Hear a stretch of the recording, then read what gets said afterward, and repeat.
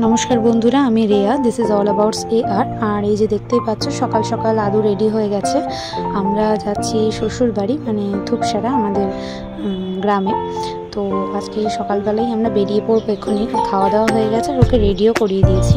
আর এই যে আমরা দুজনাও রেডি হয়ে পড়েছি, আমরা বাইকে করে যাব। তো হ্যাঁ, রাস্তার ভিডিওটা তোমাদের দেখাতে পারবো না, তবে এটাই বাড়ি থেকে বেরোচ্ছি যখন তখন ভিডিওটা করে নিয়েছি, তারপরে আর ভিডিও ক্লিপ নেওয়া হয়নি। তারপরে সে একদম ওখানে পৌঁছে দেখাবো, দেখতে থাকো। আমরা পৌঁছে গেছি আর এই যে হচ্ছে এটা আমার শ্বশুর বাড়ি।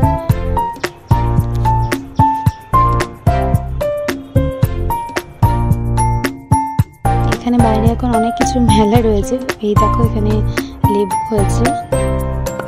তো এই গাছটা অনেক দিন আগেই লাগানো হয়েছিল, তবুও ওখানে টক আছে লেবুগুলো। আর এই যে বাইরেটা প্রচুর গাছপালা রয়েছে আর অনেক পুরনো বাড়ি রয়েছে, কারণ এখানে অনেক পুরনো মানে অনেক আদি বাড়ি রয়েছে অনেকজনের, তবে তারা অনেকেই এখন থাকে না। তো এটা আমাদের মন্দির আর এটা আমাদের বাড়ি, আর এই যে মন্দির মানে আমাদের বাড়ি থেকে একদম গা ঘেঁষে যে এই ডান পাশেরটা আমাদের বাড়ি আর এটা মন্দির। এখান দিয়েও প্রবেশ করা যায়, কিন্তু এদিক দিয়ে যাচ্ছি তোমাদেরকে দেখাবো বলে। এটা হচ্ছে নারায়ণ মন্দিরটা, আর এই যে এটা হচ্ছে এগুলো হচ্ছে শিব মন্দির, মানে আমাদের যে 13টা শিব রয়েছে সেটা ভেতর থেকেও দেখতে পাবে। এই যে আদু এখানে খালি গায়ে ঘোরাঘুরি করছে ওর বাবার সাথে, ঠাকুর দাদুর সাথে। আর এখানে বড় আমাদের মন্দিরে অনেকটা জায়গা, তো ওর হাঁটতেও ভালো লাগছে বেশ, ও ঘুরে ঘুরে বেড়াচ্ছে এখানে।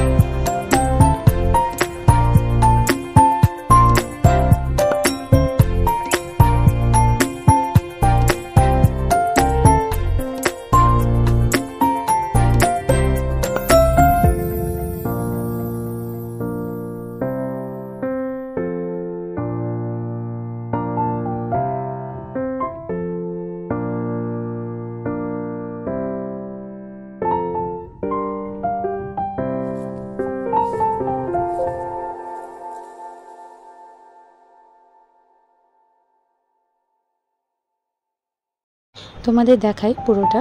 আর এটা হচ্ছে আমাদের পুরো ঠাকুর দালান।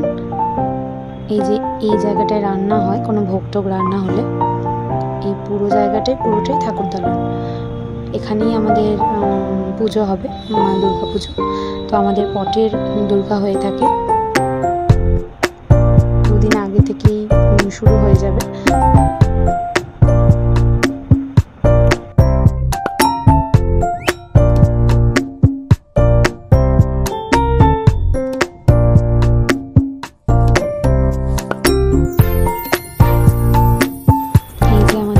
মন্দিরটা এখানে গেট দেওয়া আছে, আর ভেতরে এবারে ঝাড়বাতিটাতি সব লাগানো হয়েছে, আরো কাজ চলছে। আর এইদিকে এই যে পুরো দালানটা, এই যে এই ঝাড়বাতিগুলো লাগানো হয়েছে নতুন। আর এইদিকে রয়েছে আমাদের যে 13টা শিব, সেই 13টা শিবের মন্দির পরপর পরপর। দেখো তোমরা, সুন্দর পরিবেশ আর বেশ ছবি তোলার মতো পরিবেশ।